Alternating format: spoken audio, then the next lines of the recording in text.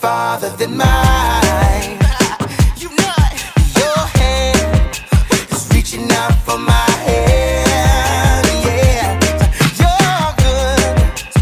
Oh, my Savior, you're good. You're too good. Yeah. So I trust, even when I don't understand.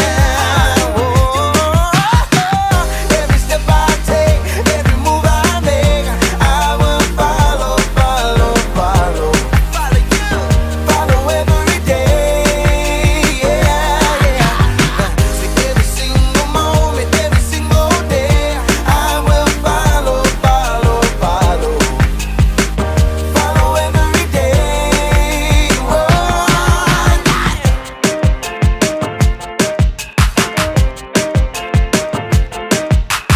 F-O, double L-O-W, I'm gonna follow you.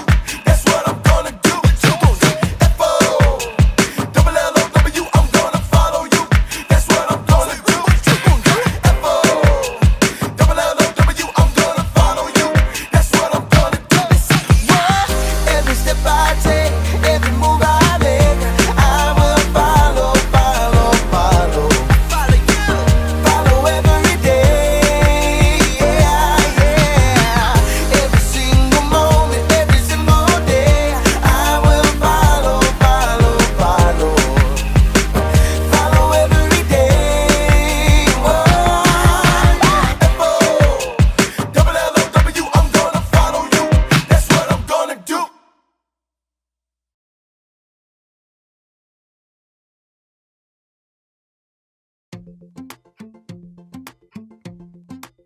Welcome to Story Lab. This week we're gonna meet a colorful guy who is feeling blue because his brothers were green with envy. But he was tickled pink when God showed him the silver lining. That's pretty good.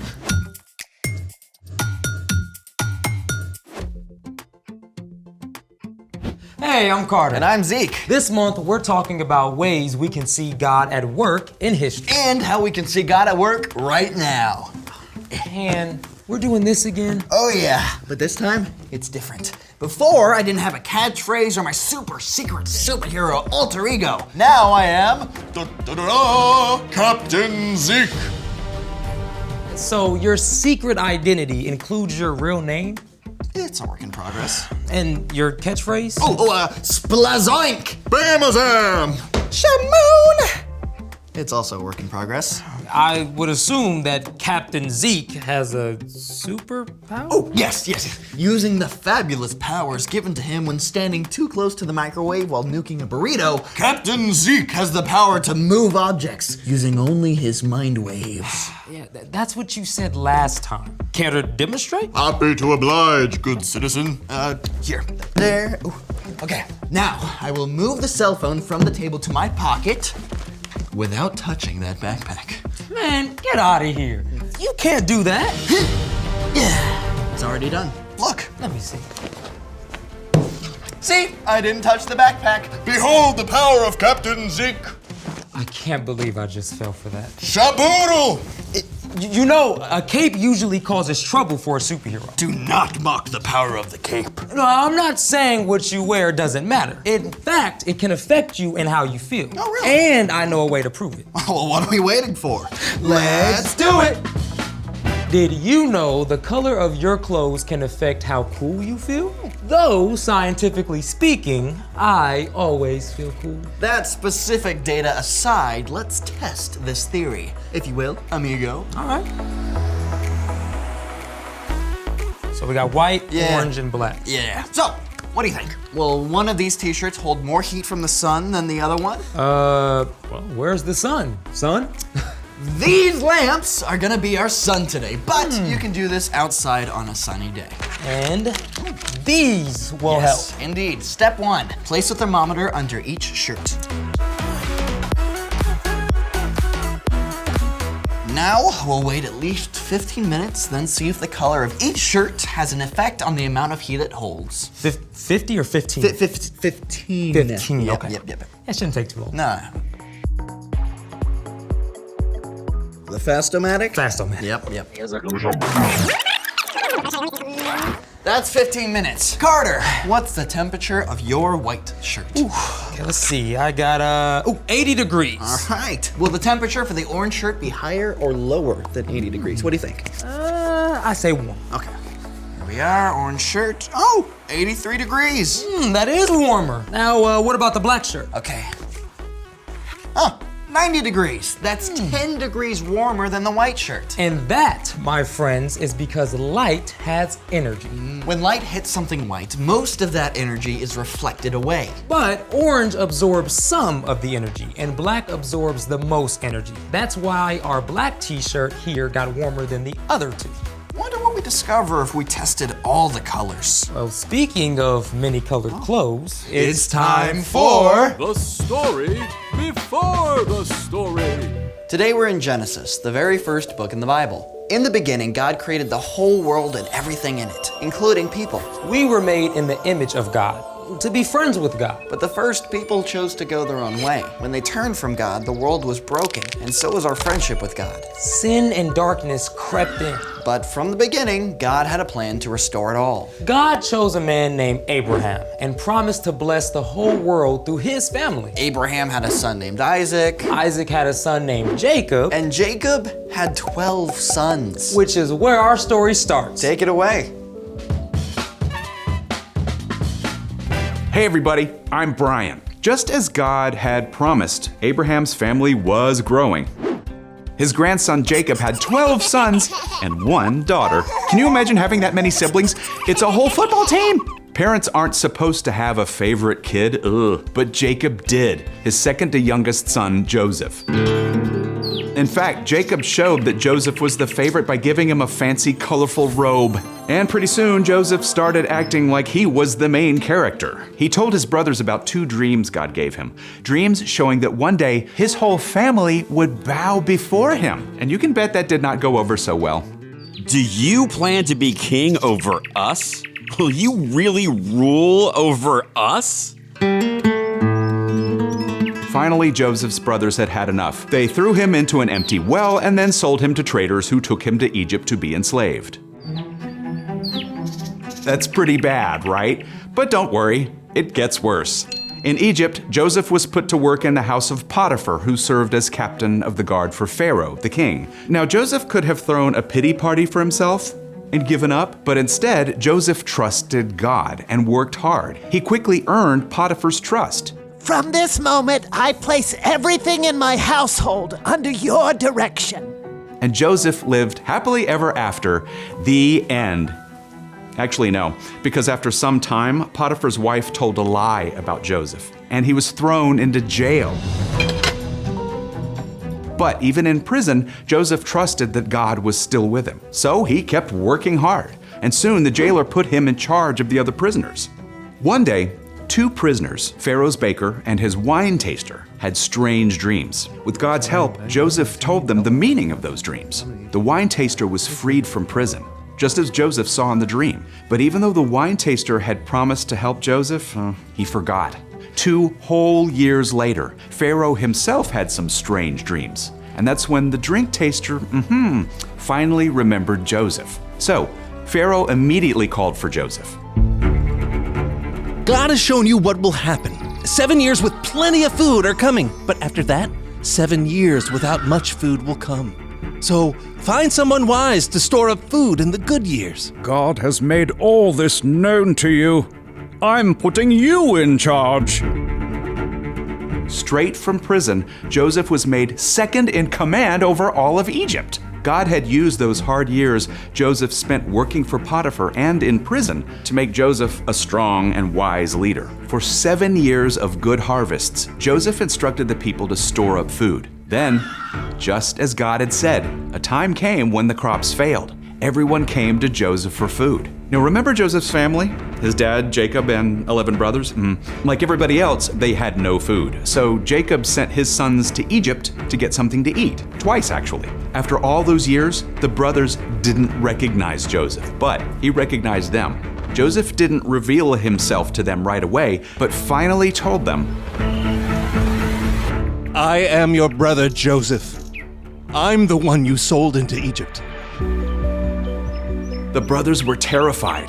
What if Joseph wanted to pay them back for the terrible way they treated him? Don't be angry with yourselves.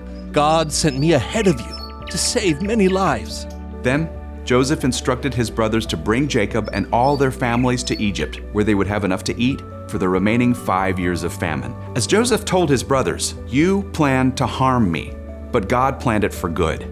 Because Joseph continued to trust God when things got tough, God used Joseph to save his entire family. And more than 1,000 years later, Jesus, God's son, would be born into this same family.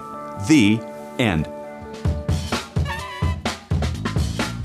Joseph's story just kept getting worse and worse. Yeah, until God came and took him from the prison straight to the palace. Yeah, God can bring good from even the most difficult stories. So, what's our part in the story? Well, Joseph faced some pretty terrible situations, but instead of giving up, he trusted that God was still at work in his life. His faith helped him keep going, even when things got tough. And faith is trusting in what you can't see because of what you can see. When we look at Joseph's story and the ways that God has worked throughout history, we see how God can bring good out of hard things.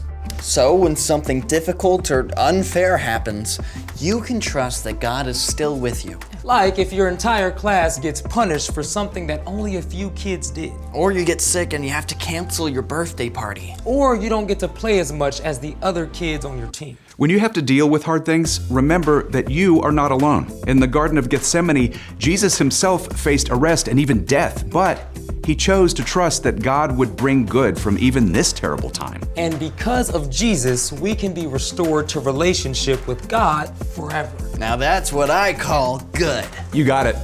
See you next time. So, here's the thing.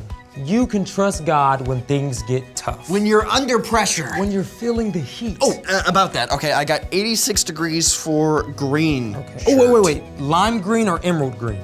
I didn't write that down. Ugh, we're gonna have to do it again. We'll figure it out. Thanks for joining us in the Story Lab. See you next time. Okay, this is like dark green. Where's my purple shirt? It's right here. Oh. It's a nice color. Look good? Yeah. Matches your eyes. Thanks. Hello, all you so-and-soians. I'm John. I'm Brandon, and this is the So-and-So Show. Brandon, what do we have in store for today? Oh, John, something exciting. Do you know who I'm a big fan of? The ice cream man. No. The wagon wheel of cheese guy? No. Abe Vigoda. No, yes.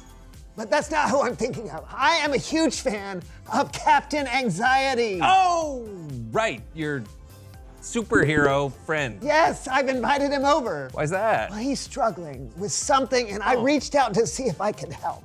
I hope I can. Between you and me, it seems like every time I try to meet him, we barely miss each other. Well, you have nothing else going on today, so I'm sure you'll get to Excuse me. meet him. Hello? What? You're kidding. But how? No. Yes. Yes, I'll be right there. What's wrong? Something that requires me to leave unexpectedly. But wait, you're gonna miss. No.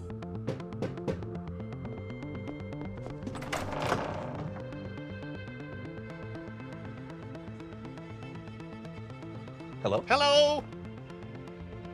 Captain Anxiety? Yes, Would you like to come in? I would, yes. Now? Indubitably. I'll just leave the door open then.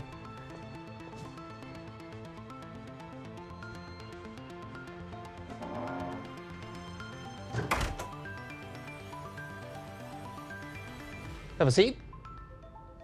Is it a trap? It's a chair. An ejector chair? No. That might launch me into the sky whilst I'm unawares, sending me into the stratosphere, losing oxygen as the air thins and leading to my untimely demise. It's just a chair. I shall sit. Please excuse my manners. I did not get your name. John. Super John? John the Fantastic? John Doom? John's fine. Ah, so be it, John's fine. Okay. Listen, my buddy Brandon is a huge fan, and I'm sure he's gonna be back here in a minute. I'm sorry, John Svine. I do not have a minute to spare. I am already running late to my superhero team tryout. Sidekick Brandon was going to help me. Oh, well, you know what? Maybe I can help. What do you have to do for this tryout? The team wants us to demonstrate feat of strength. Oh, well, I'm sure you can do that. Alas, I do not have good feet. They are flat. There are no arches. And they are very weak. Plus, I am afraid of feet. Ah! It's the spaces between the toes. You never know what's growing there. Yeah, okay. First, gross. Second, I think you've misunderstood the tryout. Okay? They're asking for feats of strength. F-E-A-T. They just want you to demonstrate what your powers are. It has absolutely nothing to do with feet. Really? Well, that's an entirely different story altogether. My superpowers, let me think. I am proficient in alphabetizing my grocery items at the checkout line.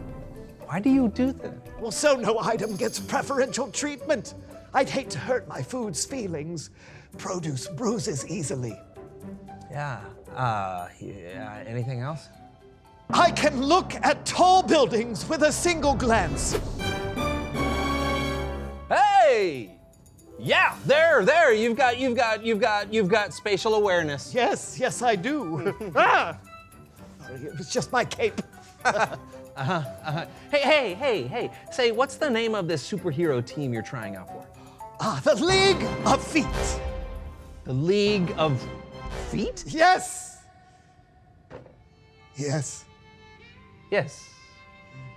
My bad. I guess they are actually looking for feat of strength. I'm done for. Hey, listen, I'm sure it's not that bad, right? Why don't we, hey, you know what? Why don't we listen to a story? Is it about feet? No. I mean, I guess it could be, but probably not. Okay. It's Bible story time with Kellen.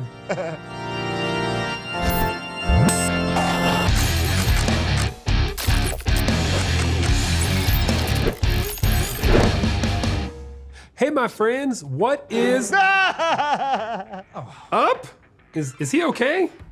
Struggling a bit. He's concerned his feet aren't strong enough to demonstrate feat of strength for a superhero team tryout. Oh, well, see, it's feats of strength. For the League of Feet. Oh, that's not fun. No, Captain Kellen. Do you have any biblical stories that may ease my suffering? Well, I do have a story from the book of Genesis. It's about a young man who went through a lot of tough stuff. No, thank you. But hold on, this is one of those stories where something bad turned into something good. I see. Could you please tell it using poorly drawn pictures? Way ahead of you, Captain Anxiety.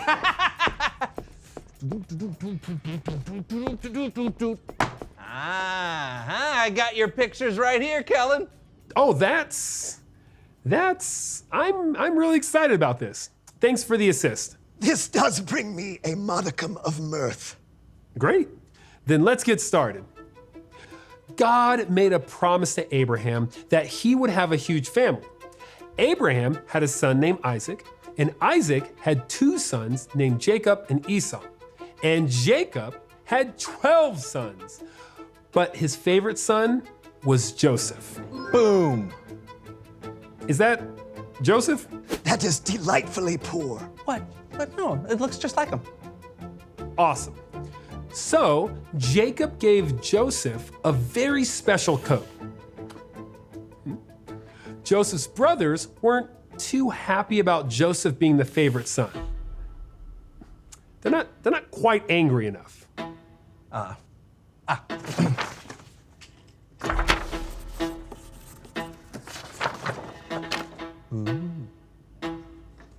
Better. It made Joseph's brothers even angrier when he told them that he had a dream that all the brothers would bow down before him.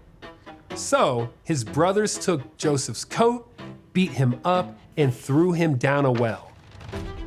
Okay, I see that well. Not bad. I disagree. Being beat up and thrown in a well is very bad. But is this when the something good happens? Well, sort of. One of the brothers felt bad about leaving Joseph in the well and went back to get him. I am relieved.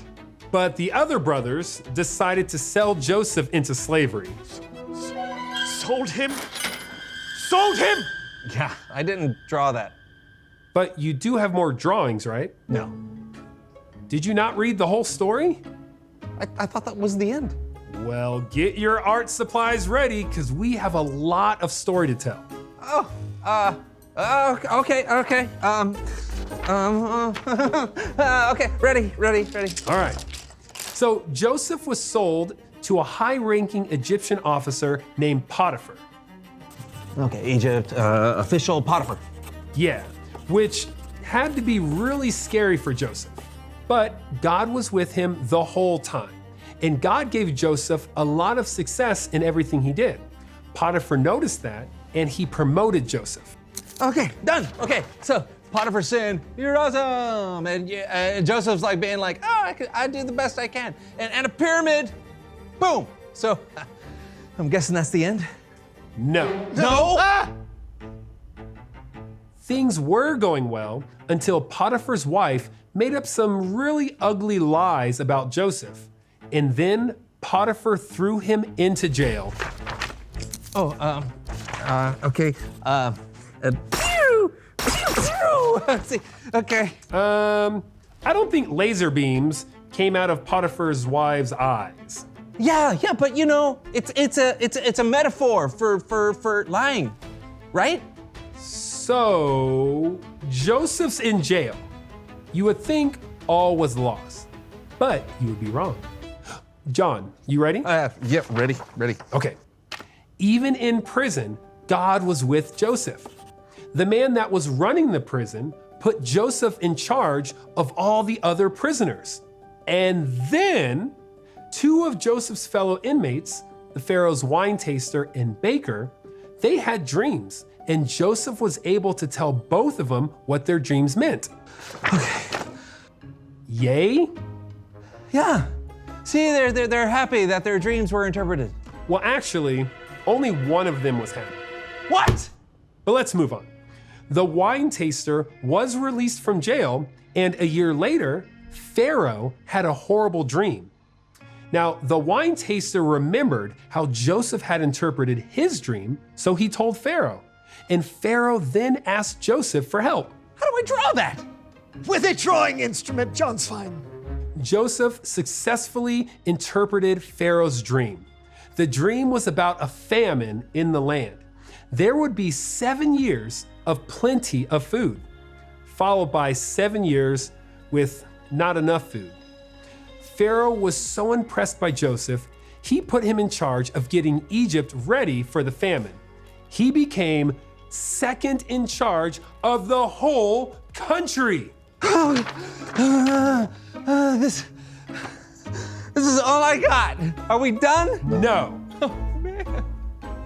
When the famine came, Egypt and every nation around was struggling, including where Joseph's father and brothers lived. So Joseph's brothers came to see him in Egypt, but they didn't know it was him. Okay, here's a picture. Joseph's brothers' food. Joseph revealed himself to his brothers, and they were terrified.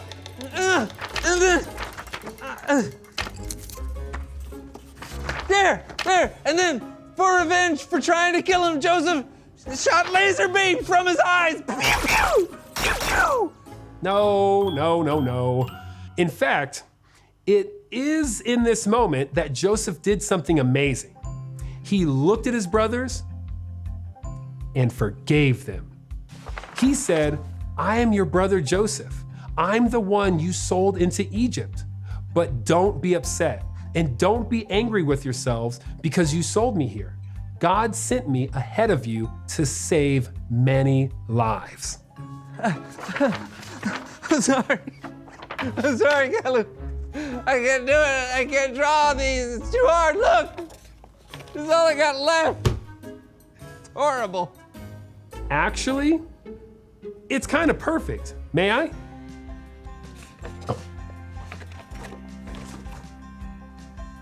Joseph's life was really messy. His brothers tried to get rid of him. He was sold into slavery. He was thrown into jail for something he didn't do. But God was there with him. God helped Joseph tell Pharaoh what his dream meant, and Joseph became second in charge and saved his family. Joseph made it through all of this mess and horribleness, because he trusted God. He had faith. So even when life looks like, well, this, it doesn't mean that God isn't there for you. God is there, and God can make something good come out of something bad. Beautiful. Yeah, amazing. Right? Even though you didn't know how these drawings would look at them. They turned out pretty good. Thank you, I appreciate that. Anytime, man. Well, hey, do you mind if I keep this? I might hang it up somewhere. Be my guest. Sweet. See ya. I must admit, that story was very inspiring. Thank you, John Svine. Oh, yeah. I mean, Joseph went through a lot. Didn't know how anything would end, but he kept his faith in God, and that's amazing. That's it. What? I have horrible feet. Okay. But that doesn't mean I am not capable of great things. I will go to the League of Feet. I will go to their tryouts, and I will try. For who knows what shall come of it? Good, bad. I have faith that God knows what's next. Oh, that's great. Away! Yeah. Can you open the door for me, please? I do not have my moist towelettes. Ah, sure. Thank you. Away! Brandon, you just missed Captain Anxiety. What? Again? Man, I'm never gonna meet him. Oh, no, that's not true. And who knows, maybe there's a reason why you've never met before. You just gotta have faith that everything will work out in the end. That's awfully wise of you, John. Are you okay? Reveal the question. Oh, yeah. When has something bad turned into something good? Yeah, it could be that you thought moving to a new city would be bad, but then you made some new friends. Or maybe you didn't make the soccer team, but that gave you time to take dance lessons. Yeah. Oh, you know what? For me, it happened just now. So I overcommitted to drawing the entire story of Joseph and was feeling really stressed, but in the end, a messy scribble helped teach the lesson of the story. And I missed it. Yeah, you did. But you know what? There'll be a next time. Yeah, cool. And listen, I still get to hold on to that excitement of meeting Captain Anxiety eventually. I mean, what are the odds he and I will never be in the same room together? Talk it out together. When has something bad turned into something good? And we'll see you next time on The So-and-So Show! Oh! I'm okay. The other foot? That was my foot! Ow!